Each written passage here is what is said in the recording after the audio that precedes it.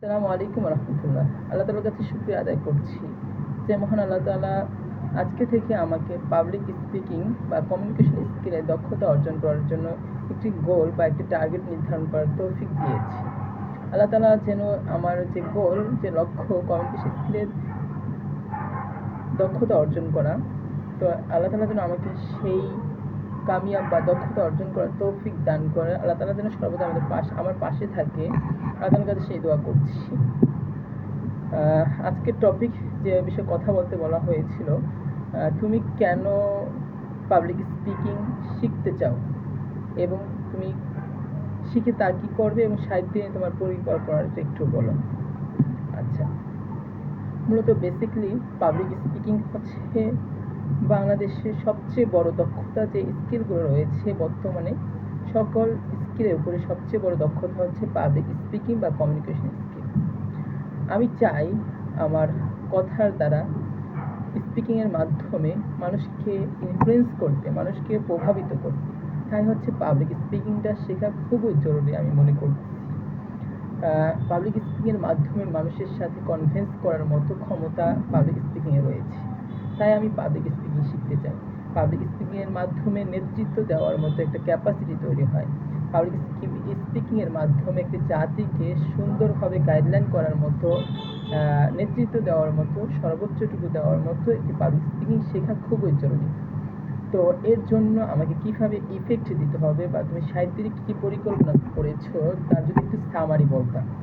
আচ্ছা, পাবলিক স্পিকিংয়ের জন্য আমি যা যা বলতেছি, আজকে থেকে আমার সিদ্ধান্ত হচ্ছে প্রতিদিন একটু একটু করে সময় করে একটি ভিডিও তৈরি করা। যে ভিডিওটা আমি যাচাই বাছাই করবো প্রতিদিন, যে এখান থেকে আমার আর একটু ইমপ্রুভ করলে কি ভালো হবে না বেটার হবে, কতটুকু ইমপ্রুভ করা দরকার।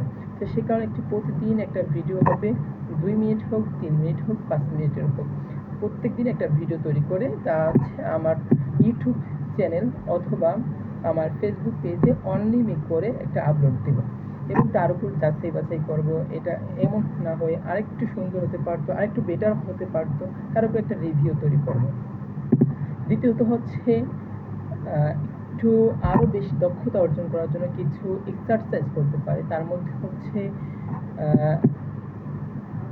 এক্সারসাইজের মধ্যে অন্যতম হচ্ছে আমি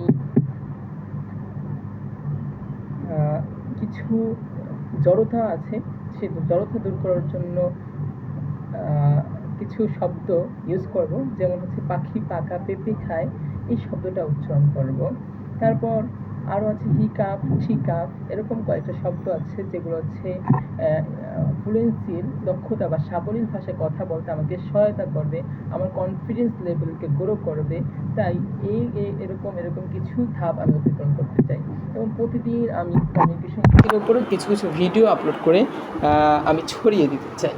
তো আজকে থেকে আমার জার্নি শুরু হতে যাচ্ছে। সকলের কাছে দোয়া চাচ্ছি, আল্লাহ তালার কাছে সর্বোপরি দোয়া চাচ্ছি, আল্লাহ তালা যেন আমাকে পাবলিক স্পিকিংয়ের উপর ভালো একটা দক্ষতা অর্জন করার তৌফিক দান করে। এই দক্ষতা অর্জন করে যেন জাতির এবং এই উম্মার জন্য কিছু একটা কন্ট্রিবিউট করতে পারি। আল্লাহ তালার কাছে সেই তৌফিক কামনা করে আজকের এই সংক্ষিপ্ত কথা বা সংক্ষিপ্ত টপিকের উপরে আলোচনা শেষ করছি। আমার জন্য সকলে দোয়া করবেন। আসসালামু আলাইকুম ওয়া রাহমাতুল্লাহি ওয়া বারাকাতুহু।